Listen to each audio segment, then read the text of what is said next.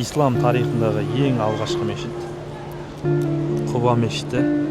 Құба мешітіне келу, зиярат ету сауапты іс болып табылады.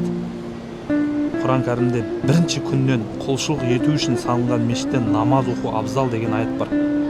Оның үстінде Мұхаммед пайғамбарымыз кімде-кім дәрет алып Құба мешітінде намаз оқуға келсе, онда оның сауабы умра жасағанмен бірдей болады деген екен. Сондықтан Құба мешітінде 2 ракат намазымызды ниет етіп аламыз иншалла.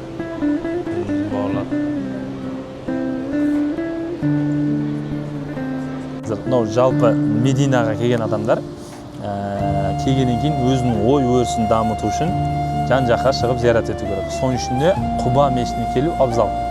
Пайғамбарымыз айтады, кімде-кім Құба мешітіне келіп дәрет алып 2 ракат намаз оқыса, оның сауабы бүкіл умра жасағанмен бірдей дейді. Сондықтан иншалла осы жерге келіп 2 ракат намазымызды оқып алдық. Біздің мақсатымыз сіздер көрсе екен, сезінсе екен деген ниет. Әйтеуір осы видеоны көру арқылы сіздің осы Құба мешітіне деген, Мединаға деген махаббатыңыз ашылса екен деп, сол үшін бір жұмыс істеп жатқан жайымыз бар. Ассаламу алейкум.